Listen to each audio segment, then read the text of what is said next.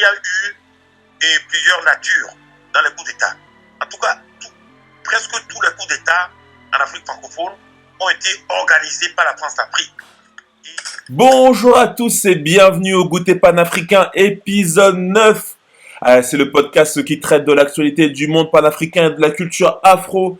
Et aujourd'hui, les acteurs du jour. J'ai vraiment les meilleurs acteurs autour de la table, des personnes de renom. On a un invité, ça fait plus longtemps qu'on l'avait pas eu et ça nous fait plaisir de l'avoir aujourd'hui. C'est Pascal Adjamango. Comment ça va? Bien, très bien. Je suis vraiment très heureux de retrouver les auditeurs du Goûter panafricain. Yes, merci à toi d'être là. Et on va débattre avec toi sur le sujet du jour qui va concerner les coups d'État. À ta droite, on a le président d'Africa du Monde, Thibaut Obou. Comment tu vas? Oui, je vais très très bien, Thomas. Merci beaucoup. Bonjour Pascal. J'espère que tu vas bien depuis le temps qu'on ne s'est pas eu. Hein? Bonjour Adjessou. Et en fait, le thème est très intéressant par rapport à l'actualité et puis par rapport aussi comment se déroule le monde. Ouais. Pour mieux comprendre un peu comment se font les stabilités et comment se font les instabilités. Très très bien. Et comme tu viens de le dire, il y a notre invité mystère, la demoiselle du groupe, c'est Ashen Soud. Comment tu vas, Ashen Soud? Ça va, hein, un peu, disons, remué par tout ce qui nous vient donc, du continent. Donc je pense que ce soir, on va pouvoir éventuellement porter des jalons de réponse à ce qui nous est renvoyé. Merci beaucoup pour cette invitation. Très très bien. Alors le sujet du jour, on va parler des coups d'État en Afrique. Alors oui, il y a énormément eu de coups d'État en Afrique. Est-ce qu'il y a une cause derrière tout ça? Est-ce que ça instaure une instabilité ou une stabilité? En tout cas, juste un état des lieux. Il y a eu un coup d'État au Mali en mai 2021 qui a permis à Assimi Goïta d'être au pouvoir de la junte. Il y a eu au Burkina Faso aussi en janvier 2022. Il y a eu en Guinée en septembre 2021. Au Soudan aussi en octobre 2021. Plusieurs coups d'État. Pourquoi y a-t-il autant de coups d'État alors qu'en Europe on en voit beaucoup moins? Déjà, tout simplement, quelles sont les raisons derrière ces coups d'État? Je voulais qu'on démarre avec ça. Et je voulais donner la parole à notre invité, ça fait plus longtemps qu'on l'a pas eu. Je vais donner directement la parole à Pascal, qui nous donne son avis sur ça. Et justement, et tu as bien fait de soulever la question des coups d'État en Afrique et en Europe. Voilà. Mais j'aimerais attirer l'attention que le dernier coup d'État en Europe, c'est en Albanie, et que les pays européens qui voudraient défendre la démocratie, mais ils sont restés inactifs et devant le dernier coup d'État en Albanie, alors que la victime du dernier coup d'État, c'est le prix Nobel de la paix, et Sun Tzu. Et moi, je suis étonné que les Européens qui restent inactifs devant le coup d'État qui met en prison le prix Nobel de la paix, et ils prétendent réagir devant un coup d'État à 6000 km d'eux. Mais c'est de l'hypocrisie. Il faut d'abord que ces pays-là s'indignent des coups d'État en Europe avant de vouloir s'indigner des coups d'État en Afrique. Et puis, quand on parle de coups d'État, il y a coup d'État et coup d'État. On sait que, prenons un des pays phares de l'Afrique d'aujourd'hui, c'est le Ghana. C'est un pays phare sur le plan non seulement économique, mais sur le plan diplomatique. Et le Ghana doit son salut au coup d'État de Rawlings et du colonel Rawlings. Maintenant, voilà. Et quand Assimi Goïta, quelques mois après ce coup d'État, il a tenu à rencontrer Rawlings. On a les images de sa rencontre avec Rawlings. C'était un passage de témoin. Donc ça veut dire que Assimi Goïta a clairement dit qu'il veut refaire au Mali ce que Rawlings a fait au Ghana. Et il se trouve que c'est le président actuel de la CEDEAO qui a lourdement sanctionné le Mali pour un coup d'État. C'est lui qui a bénéficié du coup d'État par Rawlings, c'est lui qui sanctionne. Et un pays qui a clairement affiché ses intentions de faire comme le Ghana, de faire au Mali ce que Rawlings a fait au Ghana. Moi, je trouve ça scandaleux de la part du président du Ghana, qui est l'actuel chef de la CEDEAO. Il faut lui répéter cela, que c'est une honte et pour lui, qui est le premier bénéficiaire du coup d'État de Rawlings au Ghana. Il veut empêcher et les militaires du Mali de faire l'œuvre de salut public que Rawlings a fait au Ghana. Oui.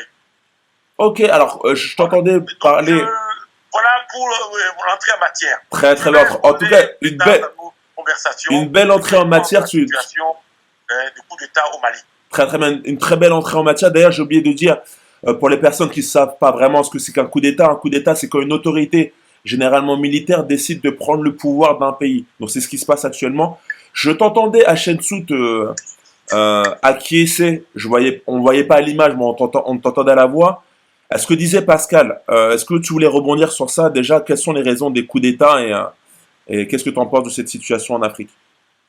Alors, il y a déjà une évidence, c'est que tout à l'heure, Pascal vient de signaler quelque chose qui est assez important, c'est un coup d'État sur un territoire européen.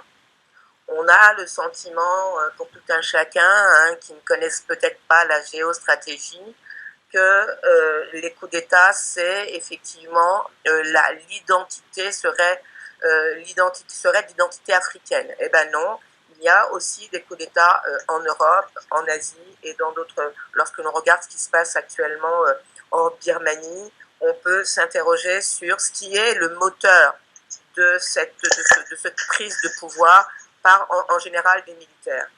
Je voudrais juste, c'était la raison pour laquelle j'acquiesçais à ce que disait, ce qu'avançait Pascal. Voilà, je voulais juste rajouter et revenir un peu sur la conférence de presse qui s'est déroulée le 7 février 2022, donc il y a même pas 2 jours à Moscou. Le président Macron précisait que sa conception d'égalité diplomatique se faisait de pays à pays, ou si vous voulez de nation à nation. C'est-à-dire qu'en dehors de ça, il n'y a rien sous le soleil.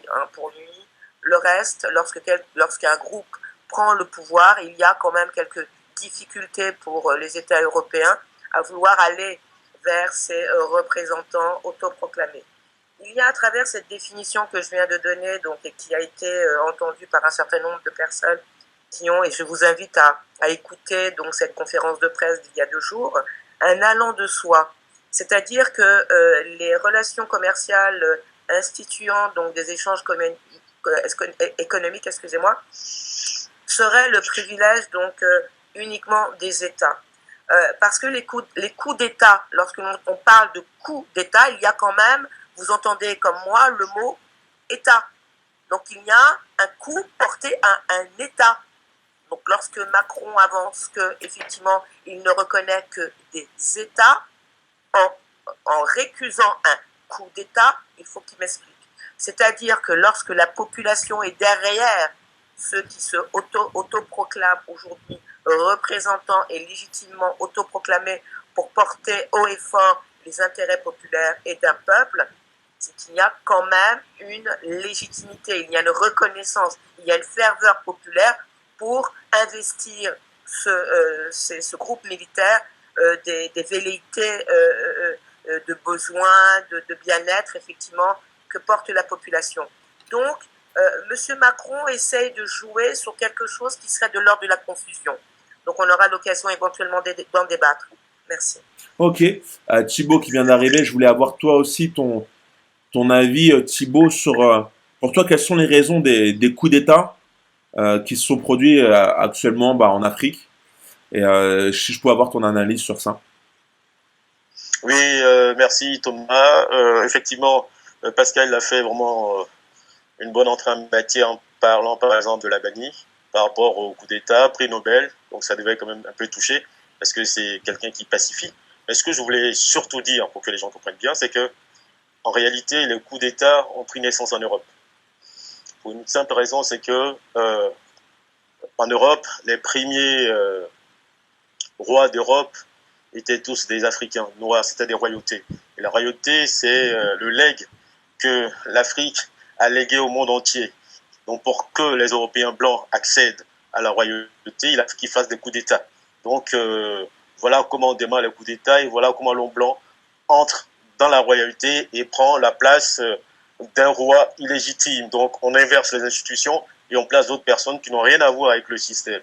Ça, c'est un premier coup. Deuxièmement, c'est que en Europe encore, Rome comme Athènes ont été des lieux d'instabilité chronique, puisqu'il n'y avait que des coups d'État à perdre, on va dire, à perdre de vue et à tout moment. Il n'y avait que de l'instabilité. Et là, maintenant, récemment, on va dire dans les années 70, au Portugal, on a eu un coup d'État que tout le monde a l'air d'apprécier, qu'on appelle les coups d'État des Oyer. C'était au Portugal. Et puis récemment, dans les années 90, tout le monde a bien apprécié, mais c'était aussi une déstabilité des institutions ici qu'on a appelé le mur de Berlin. Le mur de Berlin, c'est une remise en cause des institutions en place et on fait table rase et une réunification de l'Allemagne et certains pays de l'Est rentrent pratiquement dans l'OTAN et donc on change tout. L'URSS aussi complètement écroulé. Donc les coups d'État, c'est pas vraiment, c'est pas l'apanage en fait de l'Afrique.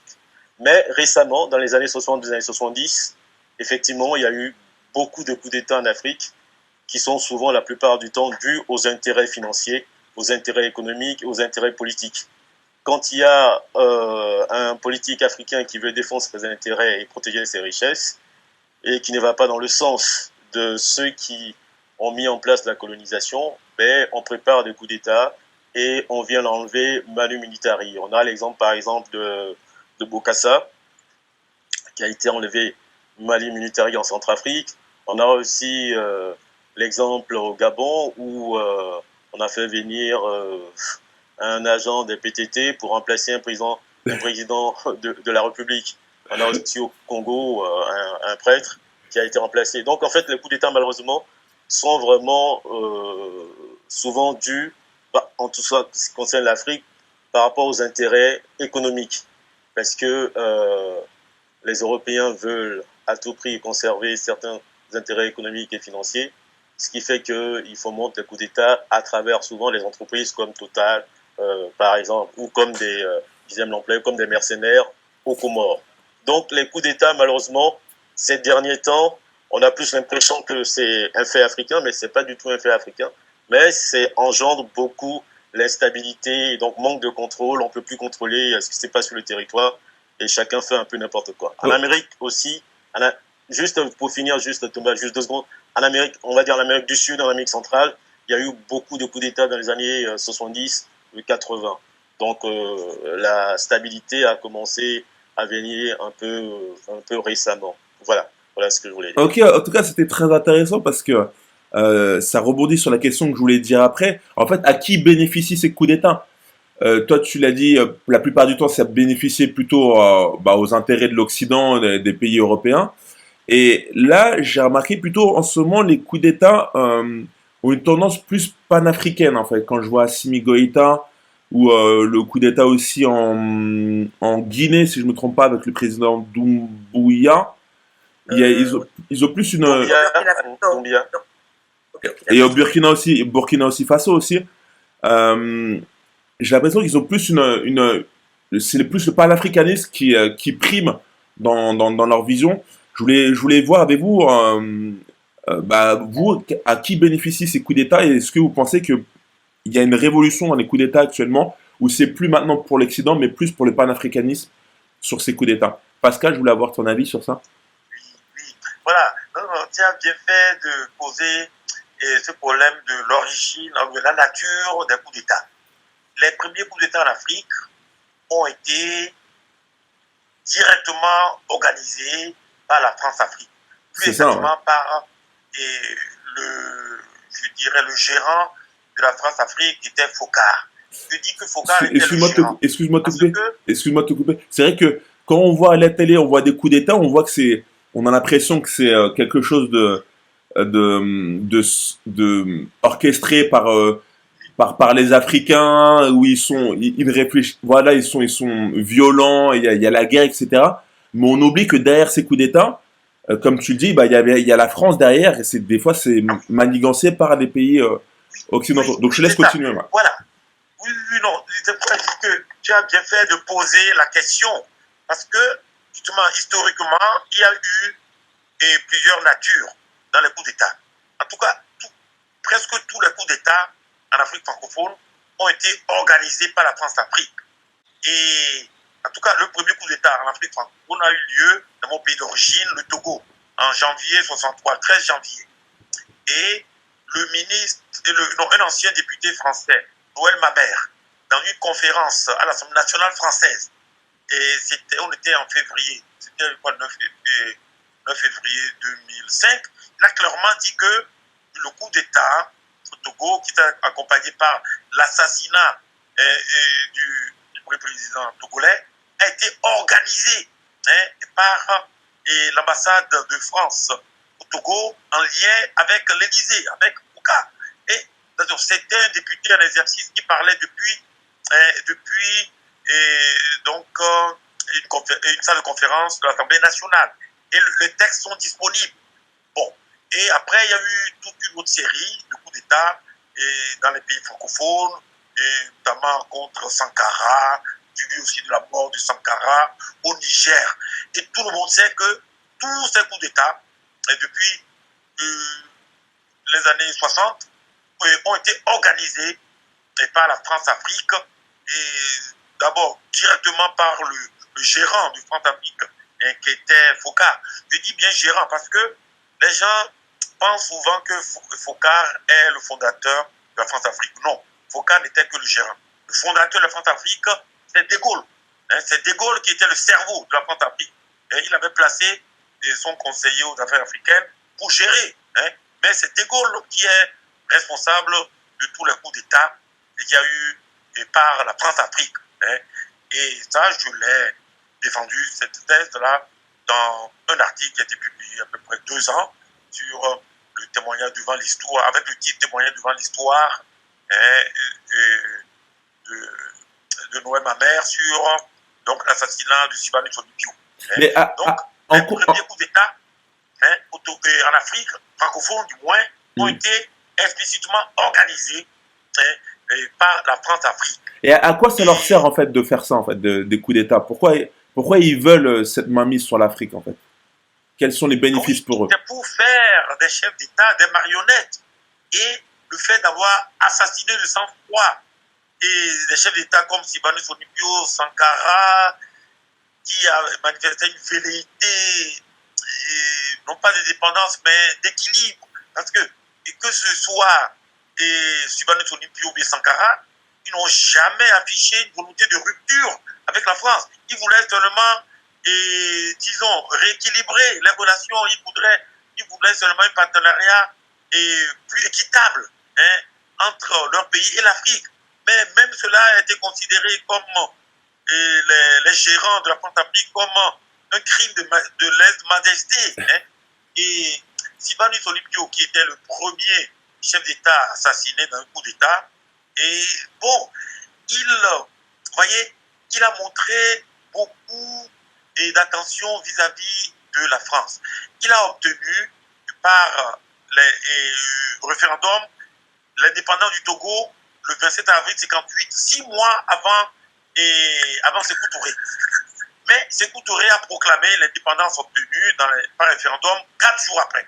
Et alors que Sylvanus Olympio, il a attendu plus de 2 ans pour essayer de trouver un terrain d'entente avec les Français. Et donc, vous voyez, Sylvanus n'était pas partisan d'une rupture avec la France. Il voulait seulement rééquilibrer les relations. Et c'est pareil, Sankara a reçu chez lui à Ouagadougou le président Mitterrand. Donc, je n'étais pas un anti-français, Sankara. Il voulait rééquilibrer. Mais ils ont été assassinés. Et c'est le président qui réclamait un rééquilibrage des relations entre la France et les anciennes colonies africaines. Bon, donc, je dis que la France-Afrique a introduit dans l'histoire des pays francophones des coups d'État pour faire des chefs d'État africains des marionnettes. Et ça a fonctionné. Après l'assassinat de ces chefs d'État, en commençant par Sylvanus Olympio, tous les autres chefs d'État africains ils tiennent à leur vie, donc ils se rendent dociles. Donc les coups d'État ont été introduits dans l'histoire de l'Afrique francophone comme des moyens de pression pour faire des chefs d'État des marionnettes. Ok. Hachem Sout, aussi ton avis sur ça. Est-ce que tu es d'accord avec Pascal sur le fait que les coups d'État sont instaurés pour le cas par la France et pour les bénéfices de la France. Et je voulais aussi avoir ton avis aussi sur cette nouvelle façon de coup d'État là, actuelle, où c'est plus tourné sur le panafricanisme. Je voulais avoir ton avis sur ça. Alors, ce que vient de nous donner comme information Pascal est à prendre vraiment, vraiment, vraiment, vraiment, comment dire, comme un acte Je suis très, très, très, très, très, très intéressée lorsque j'ai ce type d'informations. Parce que j'ai beaucoup milité lorsque Vertchav, donc le président de survie.org, était encore de ce monde. Pascal vient de citer la France-Afrique. Pour ceux qui ne le savent pas, allez sur le site survie.org. Vous allez avoir tous les détails, c'est-à-dire de ce qu'on appelle la France-Afrique. Notamment Pascal a cité le nom de Noël Mamère, ça m'a glacé, parce que Noël Mamère est quand même un écologiste. Et savoir qu'il a participé à cet acte infâme d'éliminer un président élu qui avait juste comme volonté de rééquilibrer les relations entre le Togo et la France, et qui, le 27 avril 1958, avait permis à son pays d'accéder à l'indépendance, et qu'effectivement il sortait du giron de la France. Je suis complètement, non pas scandalisée, parce que si je vous dis que je suis scandalisée, vous allez penser que je suis un peu fleur bleue. Non, je suis outrée. Ça va beaucoup plus que ça, je suis outrée. Pourquoi? Parce qu'on diabolise aujourd'hui la Russie. D'accord? Parce qu'effectivement, on dit que par rapport à l'Ukraine, au Donbass, effectivement, il y a des intérêts qui vont être mis à mal. Je voudrais juste revenir sur la conférence de presse, si vous permettez, notamment Thomas. Vladimir Poutine a indiqué que le gouvernement russe n'a rien à voir avec les entreprises privées Wagner qui travaillent au Mali. Vous voyez un peu la rhétorique, elle n'est pas la même. Et que le gouvernement du Mali n'a fait aucune remarque sur la présence de ces compagnies privées, c'est-à-dire ils n'ont rien à reprocher aux intervenants militaires, paramilitaires du groupe Wagner actuellement présents au Mali. Donc, qu'est-ce que ça veut dire? Ça veut dire que Vladimir Poutine n'est pas sur la même dynamique que les pays faisant partie de l'OTAN, notamment la France. Et nous pouvons...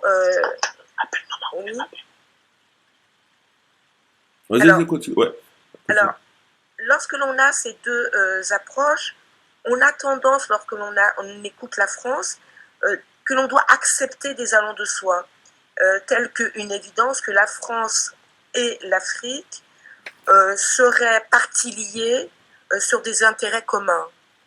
C'est pas du tout comme ça qu'on joue la partition. Hein. Rappelons qu'on est sur des coups d'État, des coups portés aux États par la France. Le premier coup d'État porté aux États du continent, c'est la capture de population. Premier coup porté à l'égard et à l'encontre des États du continent. Deuxième coup d'État, marchandisation et inclusion à la seule exclusive du développement de sociétés occidentales. Pourquoi? Pour des populations transformées en machines qui vont produire du surtravail à profusion et qui va générer une richesse au seul bénéfice des sociétés occidentales. Troisième coup d'État, c'est l'installation, de ce système qui inclut une instabilité des écosystèmes économiques et culturels des pays du continent. Quatrième coup porté aux États, c'est l'instabilité qui prend la forme d'une confusion politique. C'est-à-dire que la France crée sciemment et volontairement une instabilité qui va créer une confusion politique. Qui est qui? Qui travaille pour qui? Qui doit se méfier de qui? D'accord? Qui doit se cacher de qui? Ok. Alors, en fait, ça va être la question d'après sur la stabilité et l'instabilité. Excuse-moi juste de te couper, mais je voulais avoir l'avis de Thibaut déjà, juste avant qu'on passe sur cet aspect stabilité, instabilité, sur ces coups d'État, en fait, à qui ils bénéficient et Qu'est-ce qu'il en pensait sur les nouveaux coups d'État qui sont plus tournés sur le panafricanisme? Thibaut, si tu nous entends? Oui, je pense que, bon, là, je t'attendais pas, j'ai entendu toute la question. Oui, là, tu t'entends? Ouais, là, Est-ce que tu m'entends ouais, ouais, je t'entends, ouais. Ouais, tu peux y aller, hein, Thibaut. D'accord. Donc tout à l'heure, ça coupait un peu. Donc, effectivement, ces derniers coups d'État en Afrique, notamment celui du Mali, étaient nécessaires pour que, effectivement, le Mali recouvre non seulement sa souveraineté, mais recouvre aussi, on va dire, un peu sa dignité. Et donc, ce coup d'État, en tout cas, va vers le panafricanisme et va vers la libération du Mali dans ce cas présent. Ce qui fait que, personnellement, je soutiens le Bien président sûr. Goïta et on se met à sa disposition pour que ça réussisse, parce que si ça réussit, en fait, ça serait une libération pour d'autres pays africains. Oui, ça va Le coup servir d'État d'exemple, qui c'est ça, concerne le bien sûr. Burkina Faso, oui, ça peut servir d'exemple, puis même de déclencheur pour la libération de certains pays africains. En ce qui concerne le coup d'État de Burkina Faso et de la Guinée, bon, sincèrement, en tant qu'Africain du monde, j'attends des actes de souveraineté. C'est-à-dire, les actes de souveraineté sont des décisions que va prendre ces autorités pour nous montrer à la fois leur volonté de se séparer de leur ancien bourreau, qui est en l'occurrence la France et l'Europe, et s'ils prennent des décisions claires, c'est-à-dire par exemple dans le cas de la Guinée, on doit être sûr de ce qu'ils font des mines. Est-ce que les mines seront nationalisées ou pas? Ça sont les décisions claires. La Guinée a déjà sa monnaie, donc c'est pas à ce niveau que ça part. Deuxièmement, est-ce que les nouvelles, on va dire la nouvelle constitution qu'ils vont mettre en place va mettre en priorité non seulement la vie des Guinéens, la vie des Africains, mais la protection de toutes ces richesses. Prendre des décisions claires. Troisièmement aussi, en fait, ça va être difficile pour les pays africains, notamment pour la Guinée, mais il y a une nécessité de rompre les relations diplomatiques avec les pays qui ont été en fait des pays qui ont passé leur temps à saquer, à attaquer, à faire en sorte que ces pays n'ont pas du tout avancé. Donc il y a une nécessité de mettre un fin à ça. Donc si la Guinée va dans ce sens, on pourra dire qu'effectivement c'est un coup d'État panafricaniste. Dans le cas du Mali, il serait bien que, nous soutenons tous le Mali, mais il serait bien que dans les jours à venir, on ait des décisions claires de souveraineté, c'est-à-dire que le retrait, un, du franc CFA, deux, la sortie de toutes les bases militaires qui sont au Mali, les troupes spéciales qui sont au Mali, des militaires qui sont au Mali, qui sont en même temps des troupes américaines, françaises et européennes, doivent sortir parce que on ne peut pas avoir sur un territoire des entités. Et sur un territoire, c'est un non-sens. Il y a en Afrique qu'on peut avoir des armées extérieures venir sur un territoire qui a été conquis et qui est encore aujourd'hui guidé économiquement par l'extérieur. Quand je dis guidé économiquement par l'extérieur, c'est-à-dire que leur argent, le franc CFA, est fabriqué à l'extérieur et ramené à l'intérieur du pays. En gros, c'est une monnaie fictive qui n'est pas une vraie monnaie. Et avec cette monnaie-là, on prend pratiquement toute leur richesse. Donc, j'attends du président Goïta ces nouvelles claires pour que on essaie de voir un peu autre chose. En ce qui concerne le troisième pays, le Burkina Faso, il faut en tout cas clairement que dans les jours qui arrivent, il nous situe, parce que nous, en tant qu'Africains du monde et les gens de la diaspora, nous voulons des gens clairs qui donnent à la fois sécurité et espoir au pays. Donc j'aimerais que le président Daniba nous dise clairement ce qu'il fait des troupes spéciales qui sont au Burkina Faso. Il en fait quoi? Est-ce qu'il les garde ou est-ce qu'il continue avec ça? Il faut que ça soit clair. S'il veut continuer avec ça, ben nous continuons notre combat et on fera en sorte que les choses changent. Deuxièmement, est-ce qu'il sort du franc CFA ou est-ce qu'il reste dans le franc CFA? Il doit être clair là-dessus. C'est des choses de souveraineté qui sont claires. Parce qu'on ne peut pas comprendre que le Burkina Faso, qui est deuxième producteur d'or, mais imaginez, Burkina Faso, deuxième producteur d'or au monde, le Mali, troisième producteur d'or au monde, la Guinée juste à côté, ils sont cinquième. C'est-à-dire que à eux seuls, ils ont Ils ont les ce plus qu'il grosses faut richesses pour du monde. pouvoir, Ouais. voilà, une grosse richesse du monde, mais ils ont ce qu'il faut pour faire une monnaie qui est non Qui est seulement forte. viable, mais qui est une monnaie qui peut porter au niveau international. Donc ça, c'était vraiment pour dire ça clairement que ces coups d'État, il y en a un où les intentions sont claires, on a une vision claire du côté africain du monde et du côté panafricain. Il y en a deux.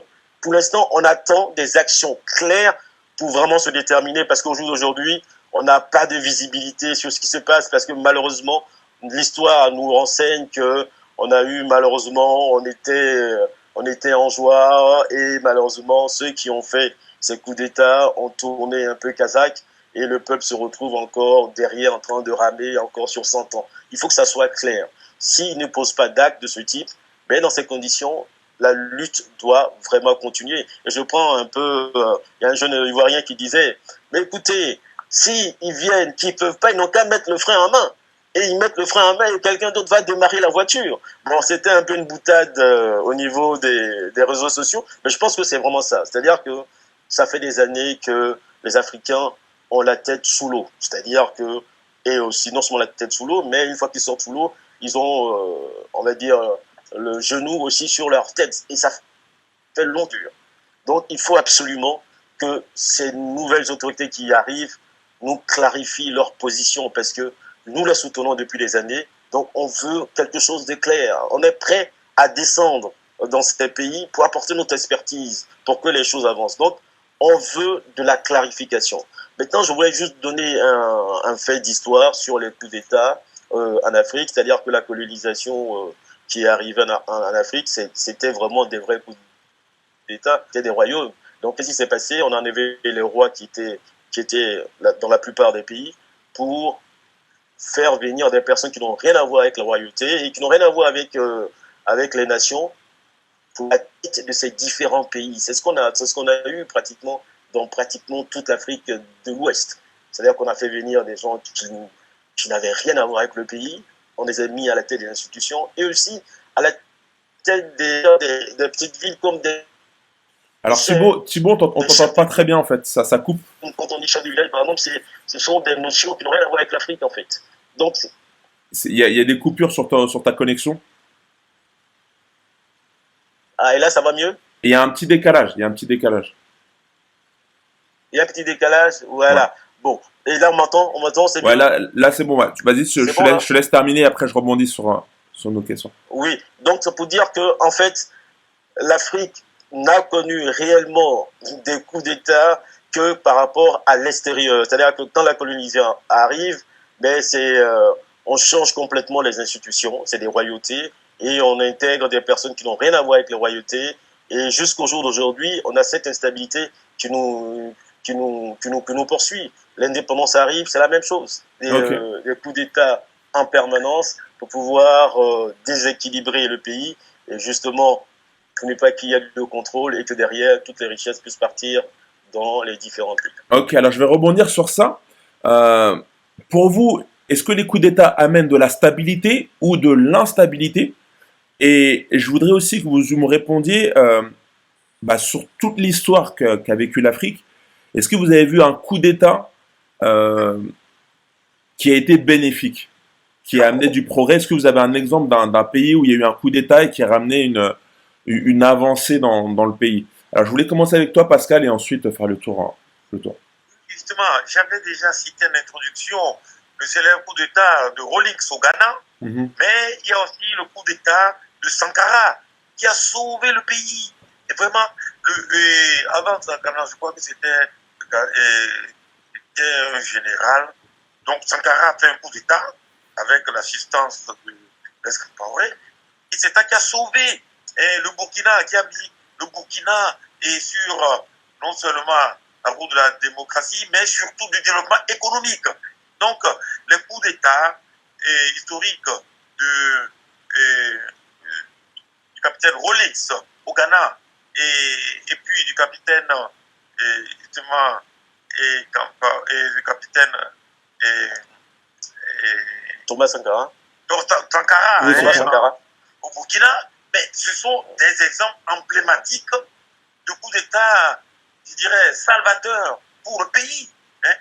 Bien sûr, tous les coups d'État qu'il y a eu en Afrique n'ont pas eu les mêmes effets salvateurs que ceux de Rawlings et de Sankara. Mais c'est quand même des modèles emblématiques. Et surtout, la visite du président Goïta à Rawlings, je crois que c'était 3 mois avant son décès, même peut-être 2 mois. C'est vraiment symbolique. Et le président Goïta veut dire par là que ce qu'il a fait, c'est pour marcher dans les pas de Rawlings. Hein. Et donc, c'est important de citer ces coups d'État. On parle au président des coups d'État comme source d'instabilité, de régression diplomatique. Non, en tout cas, les coups d'État de Rawlings et de Sankara ont été vraiment source de progrès démocratique. Pardon. Ah oui, excusez-moi. J'ai un petit problème. Non, oui. pas de problème. Et ces coups d'État au Ghana et au Burkina ont été, je dirais, des propulseurs à la fois de la démocratie et du développement économique. Donc, moi, je dirais que les coups d'État doivent avoir comme modèle ces 2 coups d'État. En tout cas, en ce qui concerne le Mali, il n'y a pas d'ambiguïté. Et les auteurs du coup d'État ont clairement indiqué leur modèle, ce qu'ils veulent faire. Et bon, voilà, moi, je voudrais m'exprimer sur le coup d'État au Mali. Bon, on a entendu des hommes politiques comme le président Gbagbo, dès les premières heures des sanctions scandaleuses de la CEDEAO contre non seulement le gouvernement Mali, mais contre tout le peuple. Après, on a entendu beaucoup d'activistes africains, surtout panafricains, comme Kémy Seba, comme Nathalie Yamb, et comme Béranzin. Et oui, mais jusqu'à maintenant, on n'a pas entendu des intellectuels africains. Or, moi, je suis président du Conseil des universitaires et experts panafricains, CUEPA, donc qui est une association à vocation panafricaine, mais d'origine, disons, animée par des universitaires et des experts. Et donc, dès les premières heures après le coup d'État, nous sommes concertés au niveau donc, du bureau du CUEPA et on a décidé de produire un communiqué pour donner le point de vue d'intellectuels africains sur ce qui s'est passé. Bon, malheureusement, et on n'a pas encore officiellement produit le communiqué du CUEPA sur les mesures de la CEDEAO contre le Mali. Mais je vais résumer ces grandes lignes du futur communiqué du CUEPA. Bon, d'abord, les mesures qui ont été prises en tant qu'organisation panafricaine, nous estimons que c'est un crime contre le panafricanisme. Que des pays africains veulent sanctionner les peuples africains, c'est un crime contre le panafricanisme que nous dénonçons. Ensuite, nous estimons que ces mesures qui ont été prises, tout le monde le sait, pour satisfaire les intérêts d'anciennes puissances, et non seulement coloniales de l'Afrique, mais d'anciennes puissances esclavagistes de l'Afrique, je dirais que ces mesures sont des mesures de collaboration avec des ennemis multiséculaires de l'Afrique. Ceux qui ont été des ennemis de l'Afrique, qui ont réduit l'Afrique, et d'abord dans l'esclavage, et ensuite dans la colonisation, pour s'enrichir. On parlait de traître négrière, c'était un commerce, le commerce triangulaire. Et donc, les chefs d'État de la CEDEAO, en prenant ces mesures, ils ont reproduit le comportement criminel de certains rois négriers qui ont favorisé la traite négrière. Mais je dis certains, parce qu'on connaît l'histoire d'autres rois africains qui ont lutté contre la traite négrière. Le dernier exemple médiatique a été un roi du Ghana, et dont qui a été arrêté par les Hollandais, déporté en Hollande et dont la tête a été coupée. Ok. Et ils ont rendu récemment la tête.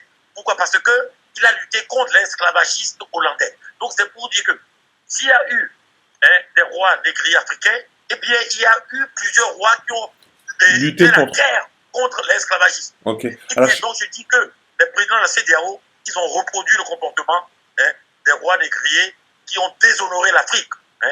alors je voulais, juste, excuse-moi de te couper, je voulais avoir l'avis aussi d'Hachem Soud sur ça, avant qu'on faut pas trop partir. Oui, je voulais avoir l'avis Oui. d'Hachem Soud sur les coups d'État, sur la stabilité et l'instabilité. Est-ce que tu pensais que Oui, alors les coups moi, là, d'État à travers... amenaient une stabilité et une instabilité? T'en avais parlé tout à l'heure, donc je te laisse continuer. Et, Oui, alors moi, je suis assez intéressée par ce que tu me poses comme question. C'est-à-dire, tu me poses la question, est-ce qu'il y a des coups d'État qui, selon moi, sont porteurs effectivement d'espérance? exactement, parce qu'il Alors, y a quand même des c'est-à-dire que... gouvernements en place. Et est-ce que s'il y a des coups Oui, d'État, c'est peut-être parce que les gouvernements en place ne font pas leur travail? C'est peut-être ça là, oui, mais ça sous-entend quelque chose. C'est-à-dire qu'il y a des bons coups d'État Voilà, et exactement. qu'il y a des mauvais coups de force. C'est-à-dire que je rappelle effectivement ce que disait Macron il y a 2 jours, qu'il existerait un traumatisme lié aux événements historiques. Ok, psychologisons l'histoire. Macron indique par là qu'il existerait un coup d'État emblématique qui aurait eu lieu en France en 1789. Très bien. Il y en a d'autres. Il existe un coup d'État, révolution bolchevique en 1917, qui a renversé le tsar de Russie. En 1979, la révolution iranienne renverse le Shah d'Iran. En 1959, Fidel Castro et tous les groupes révolutionnaires ont renversé Batista. D'accord? Les mauvais coups de force sont renvoyés à l'Afrique. C'est-à-dire, ceux qui estiment qu'il y a des coups d'État emblématiques, créateurs d'un État constitutionnel autoproclamé, qui a permis effectivement à la France d'exister, j'aimerais savoir, est-il comptable aujourd'hui de la souffrance des descendants royalistes de ce pays? Est-ce qu'il en a conscience lorsqu'il dit ça? C'est-à-dire que lorsque l'on ne reconnaît pas à des États du continent la possibilité de faire émerger des revendications populaires, c'est ne pas reconnaître l'émergence du peuple de ces continents. Parce que, excusez-moi, lorsque l'on parle de coup d'État, et tout à l'heure Thibault a fait référence à Bokassa, mais Bokassa fait partie des mauvais coups d'État. Il fait partie de ce qu'on pourrait appeler les coups de force. C'est-à-dire que c'est la définition qu'en donne George Friedman. C'est pas Friedman avec l'économiste, hein. C'est le fondateur de Stratford, Strategy Forecasting. C'est une société de renseignement américain qui a pour vocation le renseignement et être aussi des paramilitaires, donc des mercenaires. Il donne cette définition. Dorénavant, les guerres ne sont plus faites pour être gagnées, elles sont destinées à punir, fragmenter, dépolitiser et à humilier. C'est-à-dire qu'il n'y ait jamais d'émergence d'un peuple et d'un État. C'est-à-dire que, comme on l'a évoqué tout à l'heure, la France va s'immiscer dans la gestion de ces pays-là pour uniquement exporter des plus-values pour l'édification et pour redorer les fondations de ces sociétés qui, je le rappelle, sont fondées sur des coups d'État. Donc, comme l'a dit Thibault, il faut à un moment donné crédibiliser les coups d'État africains. Les coups d'État politiques, et je dis bien politiques, en Afrique. Pourquoi? Parce qu'on n'a pas le choix. Les Africains n'ont pas le choix. Assimi Goïta reproduit exactement ce que la France a fait à l'égard du peuple malien. Sauf que le peuple malien se sont tournés vers les militaires, peu importe si ce sont des militaires qui ont édicté un coup d'État, mais pourquoi? Pour que justement, c'est de l'aide. Ils ont fait ce qu'on appelle un cri du cœur, un appel au secours. Ils fondent dans les militaires Alors, de grands espoirs. juste recule-toi un petit peu du micro, on entend un peu fort. Ouais. Alors, l'instabilité est consacrée lorsqu'elle est l'unique alternative, excusez-moi, à l'advenu des intérêts légitimes d'un peuple et donc d'une nation. Donc l'Occident utilise cette définition, puisqu'elle fait valoir à tous les pays de la sous-région, et les pays francophones en particulier, que les coups d'État légitimes ne sont que dans son intérêt, et qu'elle ne reconnaît que les coups d'État qui ont permis effectivement l'émergence d'États et de la République en France et dans les autres pays. Okay, Donc, tout à l'heure, je voulais juste rappeler, en Ouganda, il y a eu un coup d'État en 71. Je ne sais pas si on peut considérer le coup d'État des Sinabré en 82. En Centrafrique, Bokassa. En République démocratique du Congo, Mobutu. Au Burkina Faso, Compaoré. Donc, on peut citer énormément de coups d'État. Ce que je suis en train d'évoquer, ce qui est nécessaire pour nous, qui sommes en train de chercher et d'essayer d'aboutir une pensée pour qu'on puisse sortir des impasses qui sont les nôtres aujourd'hui, c'est de savoir, à l'image des États que je viens de citer, Cuba, Russie, etc., si un coup d'État peut arriver à renverser la table et faire d'une velléité populaire une vraie révolution. Ok, alors je vais rebondir sur Thibaut, sur ce thème, les coups d'État amènent-ils une stabilité ou une instabilité? Et ton avis, à toi, pour toi, est-ce que tu penses que les coups d'État sont plus bénéfiques pour l'Afrique ou au contraire un inconvénient? Qu'est-ce que tu en penses? Bon, je pense qu'en règle générale, le coup d'État instaure une instabilité. Une instabilité parce qu'il y a une coupure de ce qu'il y avait avant, des institutions, et on les remplace par une autre institution. Maintenant, elle peut être synonyme aussi de stabilité si celui qui vient remplacer, l'institution qui vient de remplacer, est non seulement dans l'intérêt des peuples, mais ensuite elle permet, on va dire, une protection sur un long terme de cette population, ce qui fait que on oublie au final que c'était un coup d'État et que c'était un coup d'État, un coup de force, une rupture des institutions, mais que c'était pas un changement, comme on dit ici, démocratique, sur quoi, bon, j'accorde pas trop d'intérêt maintenant, puisque, on va dire, par l'expérience, on a vu que c'était vraiment un leurre. Mais ce que j'aimerais dire, j'ai complété un peu ce qu'avait dit Pascal sur la prise de position des intellectuels. Effectivement, il y a eu des intellectuels qui se sont exprimés et qui ont fait des déclarations, notamment au sein d'Africains du Monde.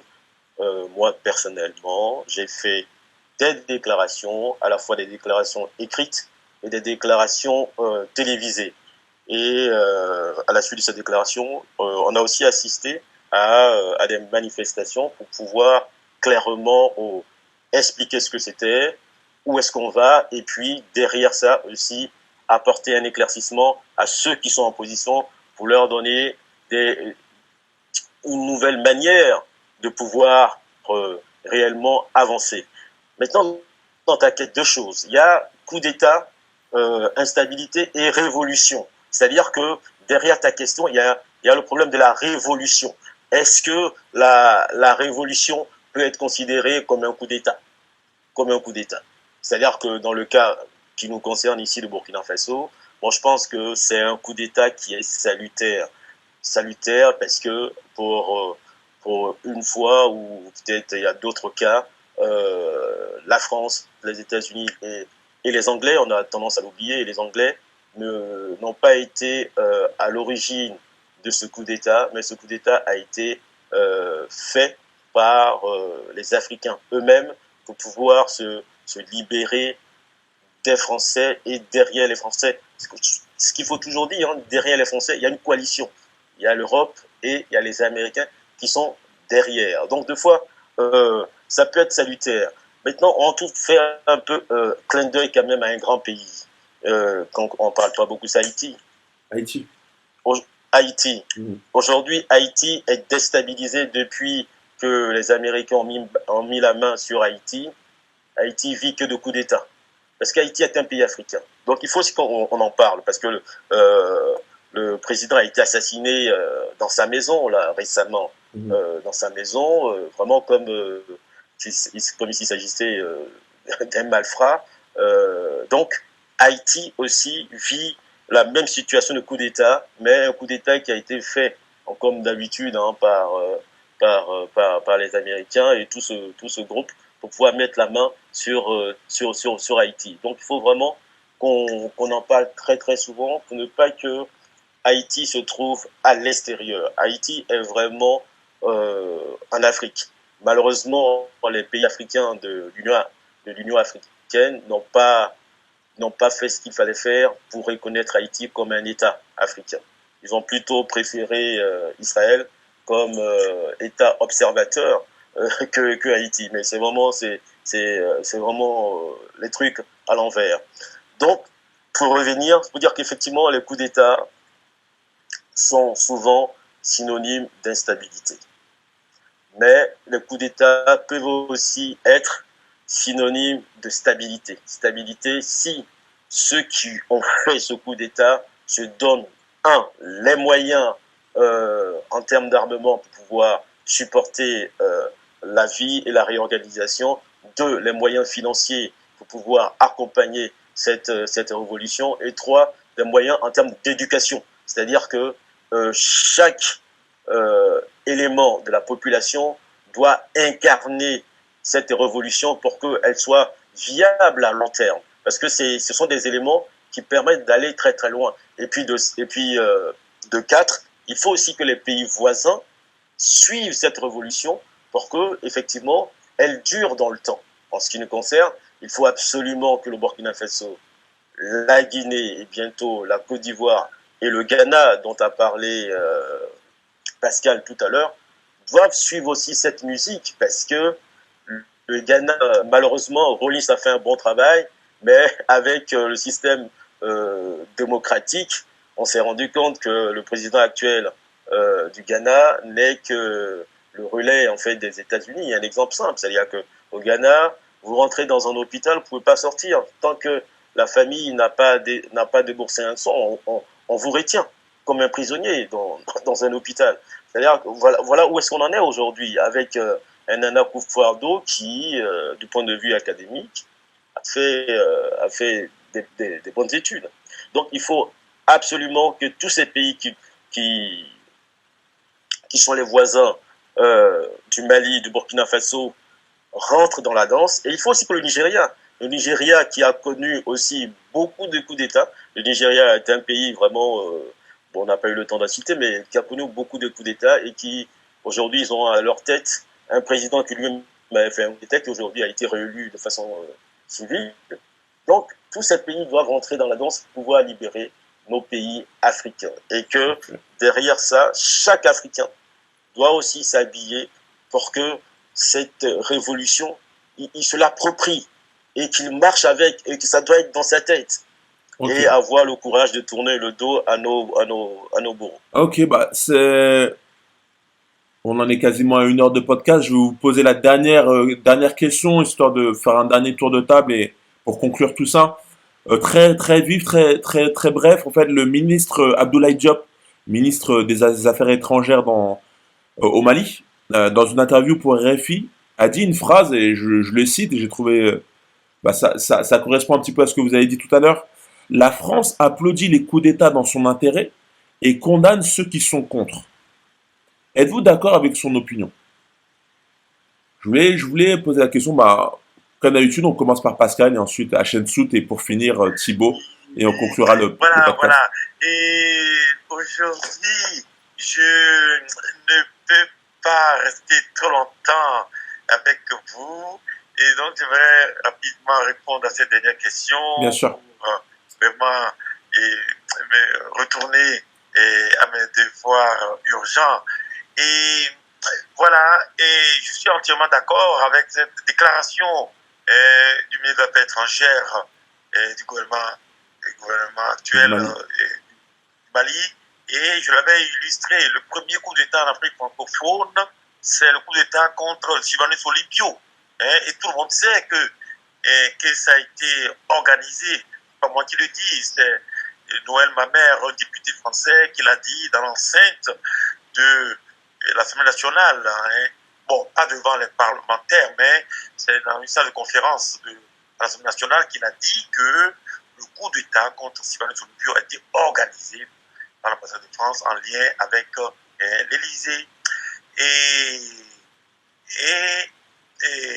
c'est pareil pour le coup d'État contre Sankara, qui a suivi de l'assassinat aussi de Sankara. Tout le monde sait que ça a été organisé logistiquement avec l'aide de la France, avec la participation du Togo, mon pays d'origine, et puis de la Côte d'Ivoire. Les présidents Oufoué Boigny et Yacine ont participé logiquement au coup d'État qui s'est sanctionné par la mort de Sankara. Et donc, la France a bien organisé le coup d'État, donc a bien approuvé des coups d'État. Et alors que le coup d'État du Mali, comme ça remet en cause les intérêts immédiats de la France joue à la sainte du touche, alors que c'est elle qui a introduit le coup d'État, en tout cas en Afrique francophone. Et oui. Donc, entièrement d'accord avec la déclaration du ministre Diop des Affaires étrangères. Bah, merci beaucoup à toi, Pascal, d'être passé. Je vais demander la permission de me retirer. Il n'y a pas de problème. En tout cas, merci beaucoup à toi et on te revoit très très vite. Merci, mes auditeurs. Merci. Merci, bye bye. Et toi, Shensus, alors, toi aussi, mot de la fin et qu'est-ce que tu en pensais aussi de cette déclaration? Ça va être difficile d'être synthétique sur ça parce qu'on a tellement de choses à dire, mais je vais rejoindre un peu Thibault là-dessus, c'est-à-dire que comment faire de toute force que ça puisse devenir une révolution, donc un changement de société pour répondre à l'appel d'un peuple. Je voudrais juste, pour aller de l'avant, rappeler en 1955 la conférence de Bandung, qui a donc une ville en Indonésie, qui a permis effectivement que 29 pays du continent africain et de l'Asie puissent être considérés comme une troisième voie par rapport donc à deux blocs, les États-Unis et l'Union soviétique, pour faire entendre leurs préoccupations face à ce conflit qui montait crescendo. On assiste un peu à ça aujourd'hui, c'est-à-dire que la France marginalise l'Afrique. Et lorsque l'on parle de coup d'État, c'est pour installer donc de la confusion, de l'instabilité, au niveau économique, de ce qu'on pourrait appeler aussi de la corruption, de la gestion calamiteuse de l'économie, des meurtres, etc. Je voudrais juste donner un peu de bouffée d'oxygène. C'est-à-dire que les BRICS, c'est-à-dire que c'est un acronyme qui renvoie donc à une institution qui a été créée en 2011 et qui concerne donc le Brésil, l'Inde, la Russie, la Chine et l'Afrique du Sud. Toujours un peu dans la suite donc de Bandung, c'est de donner un peu à entendre autre chose que les États-Unis, l'Europe, la France, etc. par rapport à l'Afrique. C'est-à-dire que les BRICS font valoir des pays émergents. Ils vont s'allier, ils vont créer effectivement des institutions économiques avec des plans financiers, avec des intérêts beaucoup plus réduits par rapport à ce qui est préconisé par le FMI. C'est toute une façon d'appréhender effectivement l'autre. C'est-à-dire qu'on est beaucoup plus vers l'inclusivité. Je voudrais juste finir, si tu m'en laisses la possibilité, c'est qu'aujourd'hui, on assiste à quelque chose qui me semble mérite que l'on prête attention. C'est-à-dire que le continent, aujourd'hui, doit se préoccuper de la manière dont on la gère de l'extérieur. C'est-à-dire que la France, l'Europe et les États-Unis sont en train de créoliser, et j'emploie bien ce terme-là, ils sont en train de créoliser le continent.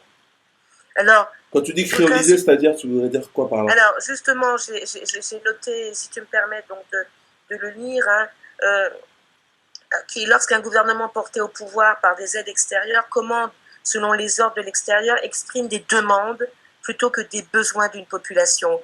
Et je vais reprendre et citer Édouard Glissant, hein, qui dans son livre Une poétique du divers, hein, paru en 1996, dit juste ces mots: le monde se créolise, c'est-à-dire que les cultures du monde, mises en contact de manière foudroyante, absolument conscientes aujourd'hui, les unes avec les autres, se changent et s'échangent à travers des heurts irrémissibles, des guerres sans pitié, mais aussi des avancées de conscience et d'espoir qui permettent de dire, sans qu'on soit utopiste ou plutôt un acceptant de l'être, que les humanités d'aujourd'hui abandonnent difficilement quelque chose à quoi elles s'obstinent depuis longtemps, et à savoir que l'identité d'un être n'est valable et reconnaissable que si elle est exclusive de l'identité de tous les autres êtres possibles.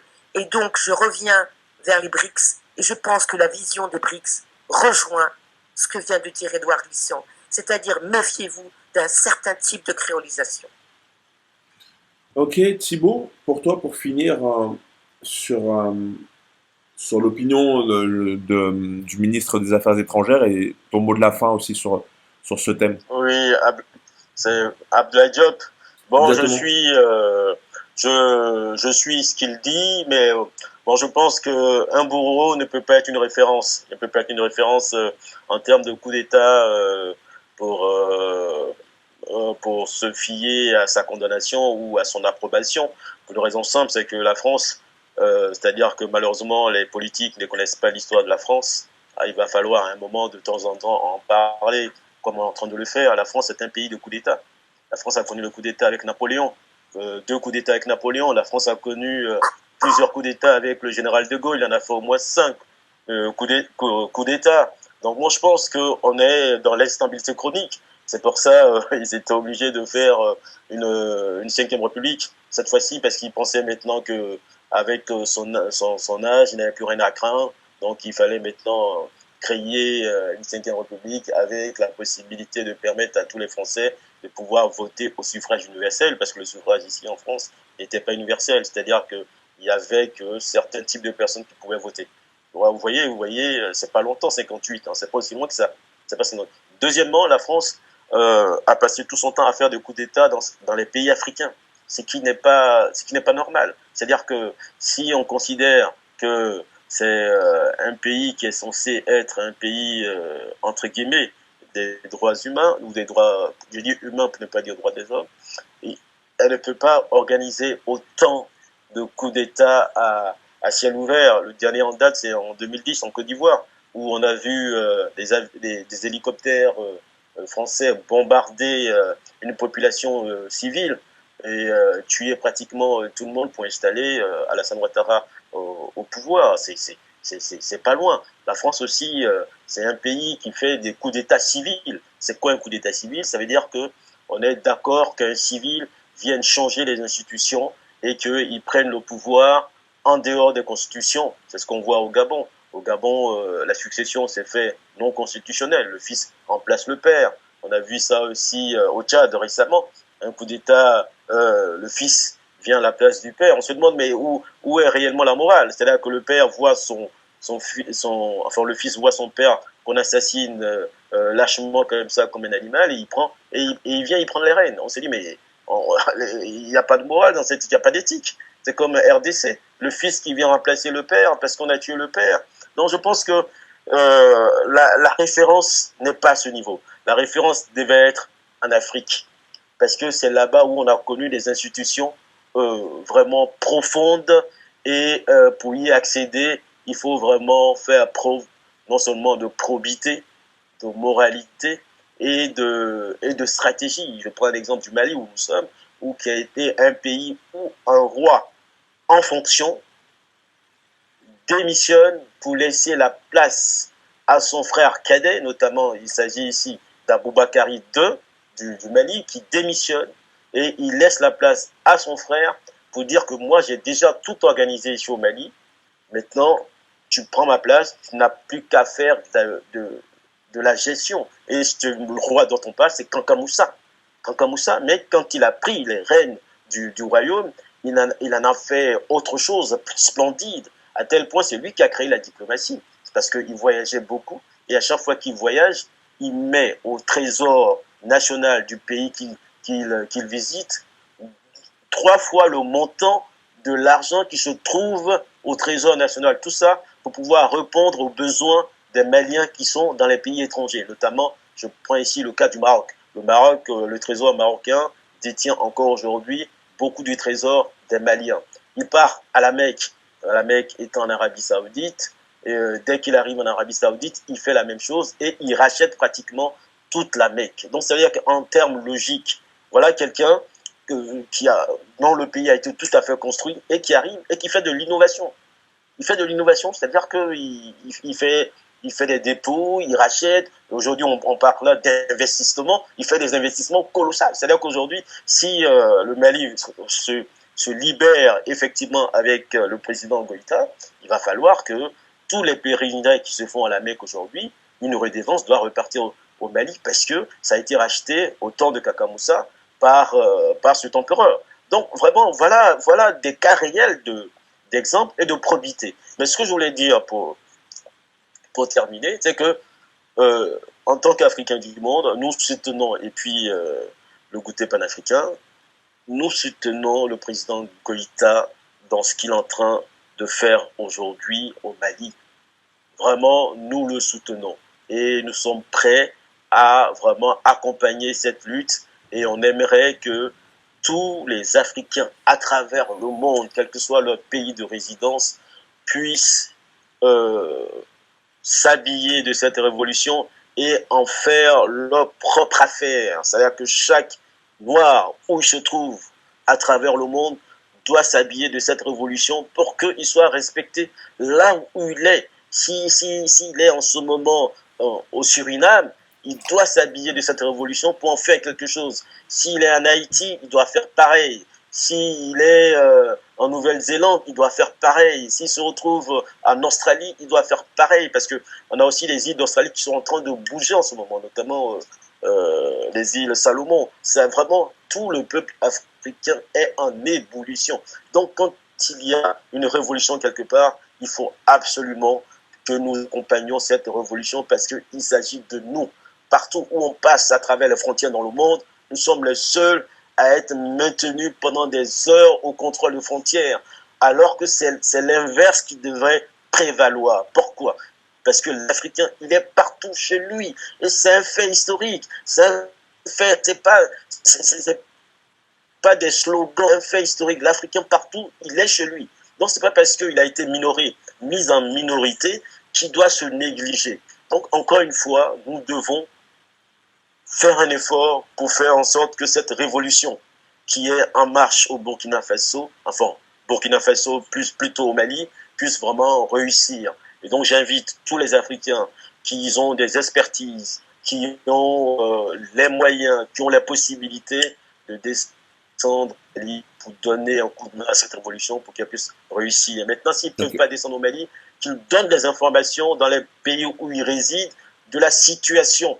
Qu'est-ce qui se passe? Pourquoi il y a une désinformation en ce qui concerne le Mali? Qu'est-ce qui se passe là-bas? Il faut qu'on informe les populations dans lesquelles résident des Africains pour qu'ils sachent réellement où se trouve la vérité et comment on doit agir. Je te remercie. Ok, alors très très bien et je tiens aussi à préciser que toi Thibaut, t'as participé à la manifestation qui s'est tenue à la Bastille samedi dernier. Et à Chemsout aussi, tu étais à la manifestation il y a 2 semaines. Donc oui, voilà, vous êtes mobilisés pour soutenir... Alors, je voudrais juste préciser, mais alors ça, c'est encore à vérifier. On aura peut-être l'information à donner. Je ne sais pas si Thibaut, tu as pu vérifier. Mais voilà, on dit qu'il y aurait peut-être Kémy Séba, mais on verra. Donc, on vous redonnera, on viendra vers vous. Voilà, peut-être que tu participeras à une manifestation prochainement où Kémy Séba s'y tiendra. En tout cas, merci beaucoup à vous. Merci beaucoup d'avoir participé à ce goûter panafricain. Les auditeurs, merci d'avoir écouté notre podcast. Pensez à vous abonner, à commenter, à laisser vos avis sous la vidéo ou sous le podcast. Pensez bien sûr à partager un maximum ce contenu. Et on se dit à très très vite pour un prochain podcast Goûter panafricain.